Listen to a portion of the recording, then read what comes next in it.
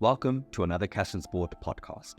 In this podcast, we're joined by Jaco Beukes. He's the CEO of the Sail Group South Africa. He's been with Sail Group South Africa since 2004, and he's going to help us today to get an understanding of how we can better commercialize South Africa's stadiums and get them better integrated into society to give them a fighting chance towards profitability.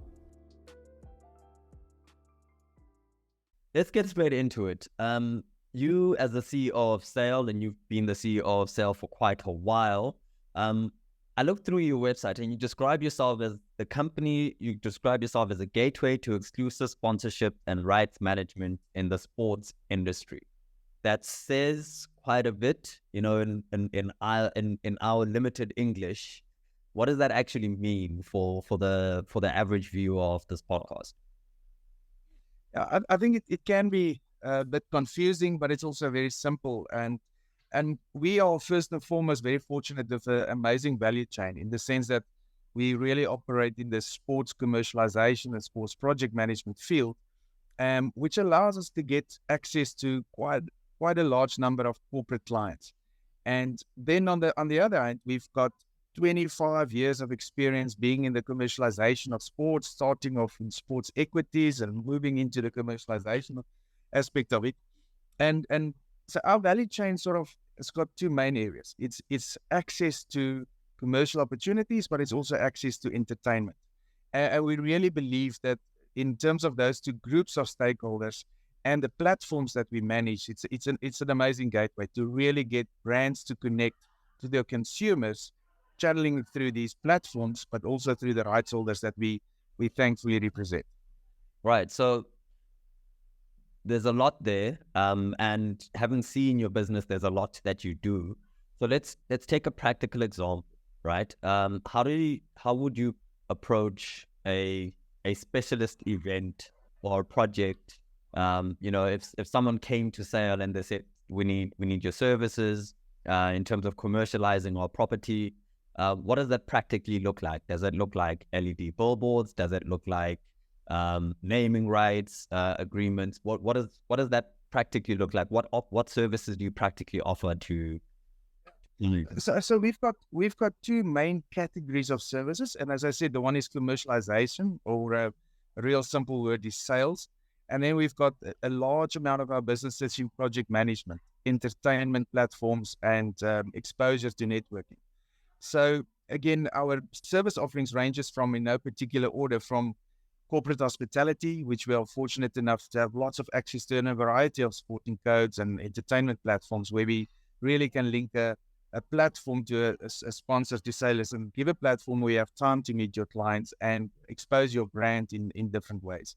We also have access to stadiums, the like of FNB Stadium, Loftus Versfeld, Orlando Stadium, where we fortunately again have the opportunity to offer a diverse range of products: rugby, football, music, lifestyles, even political events that we know. We've got a massive event this weekend on the EFF celebration. So again, allowing that for consumers to say, here's a platform to expose your brand and get it in contact with your consumer, or if it's a B2B business, with your other businesses. So stadium commercialization, another massive aspect of our business, and that includes a few revenue streams, from a suite to just a corporate hospitality box on a Springbok test match, or the branding in the stadium, or finally, having the name FNB Stadium and all the nice and great benefits that comes with that. We're also fortunate enough to play in the golf space or fraternity in South Africa. So we're a proud golf nation and we've got such an amazing legacy. So we project manage and commercialize all the professional tournaments in South Africa. And then as a spin-off of that, also allow us to do corporate golf days for large corporates, the likes of BMW, Telkom, etc. Right. And lastly, and then some people may not know that your footprint isn't only South Africa. That's the assumption because we're speaking, but we've spoken before about you guys doing golf days in other countries, in Kenya, the DRC, etc., etc. Correct. Yeah, we're also blessed with that exposure. We've done as far as India. We do the Mauritian Open every year. And as you mentioned now, we're very close to finalizing an event in Kinshasa, which we plan to host again in September this year. So yeah, that allows us that. And I think just the last element that I think is a good part of the puzzle is advertising as a platform. As you know, from a more of an innovative point of view, we know we own different sets of LED boards, come in different sizes, perimeter boards, big screens, mobile screens. That comes with great innovation. It's not linked to electricity supply or can work on Wi-Fi platforms. And again, that's another platform that we successfully use to sort of, again, take a brand, link it to its consumer. As of, I think this week, we did a very, very nice deal with one of the large corporates in South Africa that actually included all of those. There was an element of a golf day, there was a suite at a test match, there was like branding at the PSL, and there was also a long-term suite that they bought at one of the top stadiums in South Africa. So again, it provides a bit of a one-stop solution as well. And again, as we all know, it makes it a lot more efficient if a corporate can deal with one company instead of 4 transactions or 4 negotiation processes. Right. So, and I love the way that you've sort of painted this picture of all of the different services that you offer, and it's massive. It's a massive business sale. When I first came across it, I just thought, well, a few perimeter boards here and there, but my goodness, you guys run a huge operation that has so many different touch points.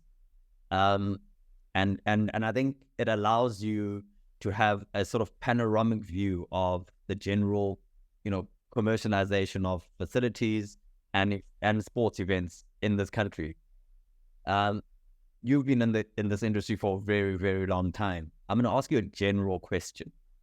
As a person in the industry and as a person who's been in the industry, what is your, if let's say you were to give the state of the commercialization of sport a rating from 1 to 10, what would that number be at the moment? And what do you think are some of the challenges that the sports industry is facing, in terms of commercializing, especially around facilities? Kubile, first of all, thank you. We're really good with PR. So our company is not as big as you make of it. We've got a great website, but we're very blessed. I have to mention that, I always say our business is there because of other people. It's there of people that love sport, that create opportunities. And as we don't necessarily always control the market, we manage the market. And again, we'll always stay humble and thankful for other parties and third parties that create these opportunities for us to maximize it and maybe offer something to consumers and the public. I think back to your question around commercialization in South Africa, I don't think we're in a great space at the moment. I think we have lots of room for improvement. If you have to ask the questions, what's the hurdles or the challenges that we face? I think first and foremost, the obvious one is the economic climate. I think we sit in a very challenging situation in the history of South Africa. A lot of uncertainty of where we're going, and that uncertainty comes with wrong decision making in terms of long-term decisions. And certainly the sport industry, on the back of a really extended COVID period, is still battling there. So I think you asked a question more specifically around facilities. Again, there's more challenges that come to mind there. The likes of different wrong strategies where we take facilities and try to convert them into rent collecting facilities instead of content creation.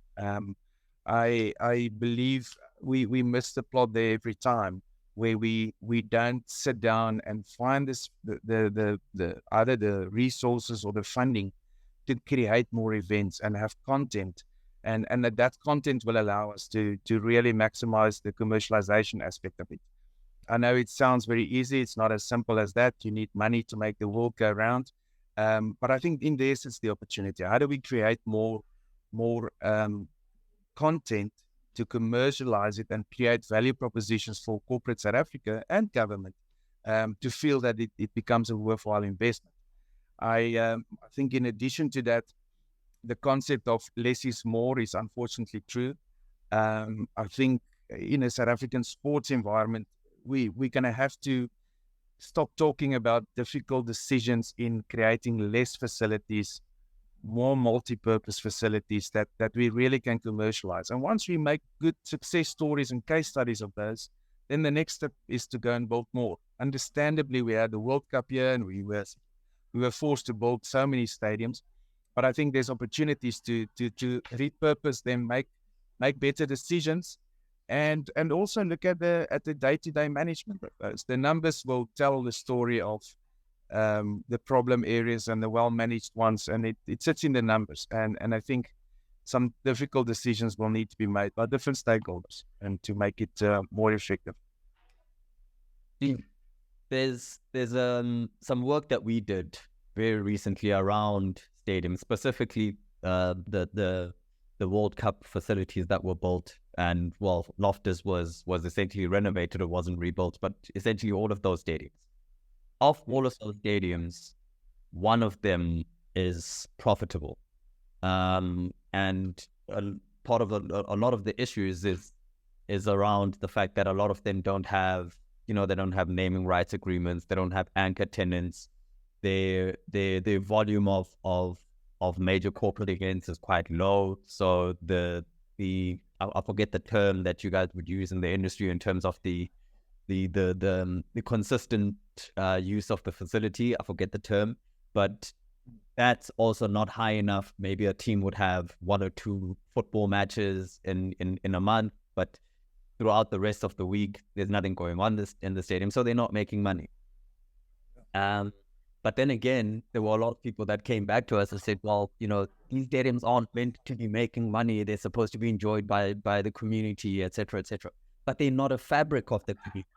They're not a place where you can say, well, my children go there because, there's a little play area for kids and my wife goes and we have a whole family day. They're not. So, what's your take on this, on where these stadiums are, positioned in society and how they can be better entrenched into and become the fabric of society so that they can actually generate profit?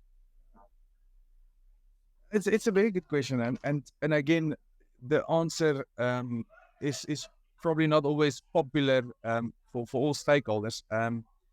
But I think there are a few key issues here, and one is starting with management. And well, let me interrupt myself and go one step back. Maybe the big stakeholders in making these facilities, and it's not a South African problem; it's worldwide. Would probably be the role of government and the role of commercial partners. And I think we often get it wrong where the expectation from government is misplaced. In other words, do they just need to fund venues and, build as many as possible to provide facilities from a social cohesion point of view, which is absolutely required and it's necessary. But I mean, the planning around that I don't think is enough times going into that to say, is it sustainable or not? Or is it actually going to place a bigger burden on the taxpayer than the social benefit it brings? But we all, both of us are not in politics and maybe we don't know enough. And that's the reason why I'm sitting here. But government certainly got a role to play. But I think we need to align the role in the right way. And I'll give you one or 2 examples now. But I want to get back to first management. And again, government can play a role there if they're the owners of these facilities.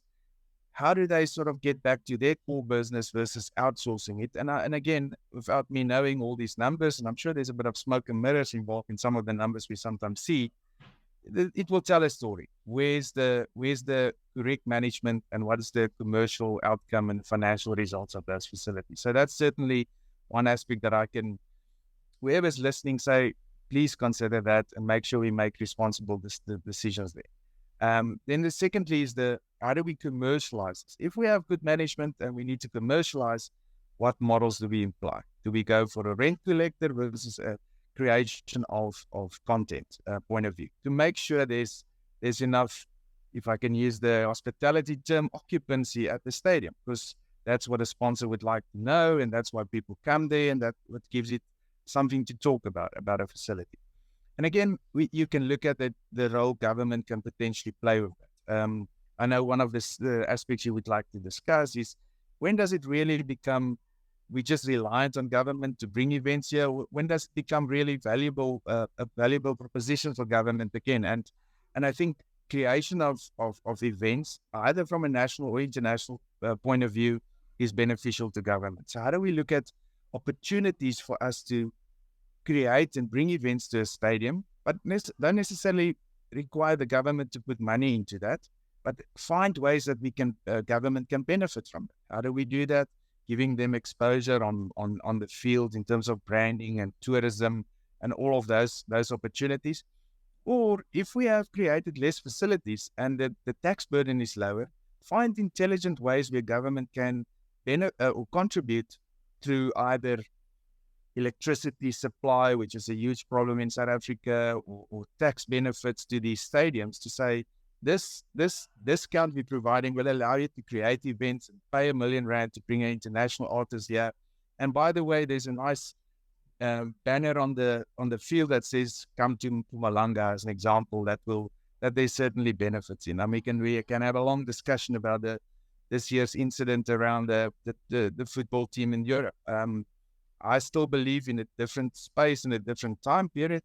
It wasn't necessarily a bad call.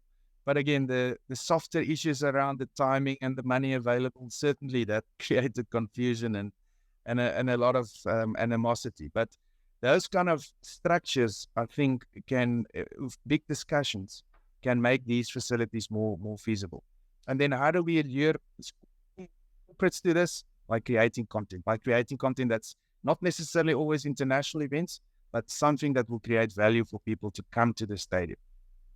Right. And entrench those stadiums into society and make them, part of, make society want to be there all the time and not just a big, monument that's in the horizon that people go to once every couple of weeks because Kaizer Chiefs comes to town. No, I agree with you there. Last question, Jaco, before we wrap up.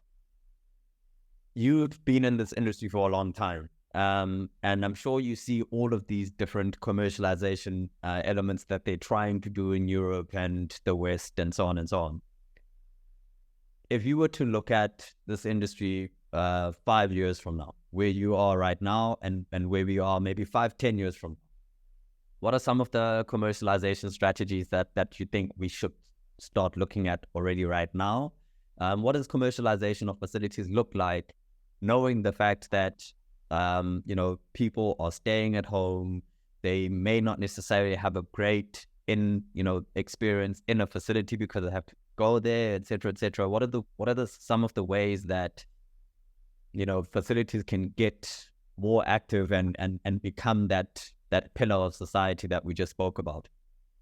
Yeah, I think there's definitely hope. There's lots of room for improvement, and there's certainly opportunities that we can make work. I think, unfortunately, as in any business, timing is essential. And the timing, again, sometimes you can control it and sometimes you can't.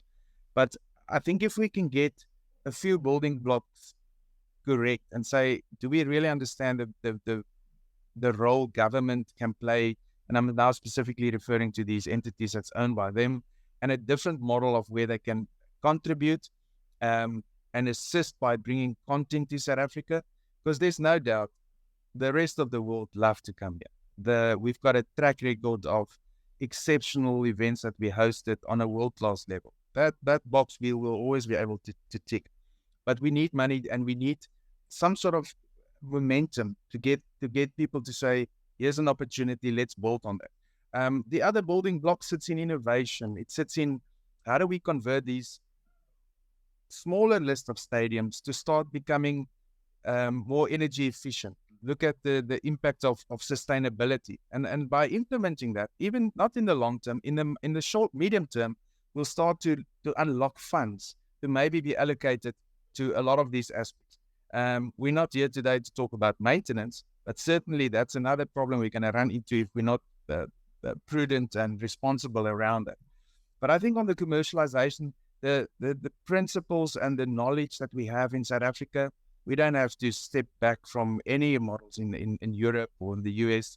Our limitations are resources and funding and opportunities, but we can find ways to make it work. But we need to work closer together between corporates and minimize the facilities, maximize the opportunities, and not just let everyone work in their own way There's a huge demand and for people to get out. We've seen it now with the recent Springbok test. I mean, we're selling more tickets and hospitality for the Australia test than ever before.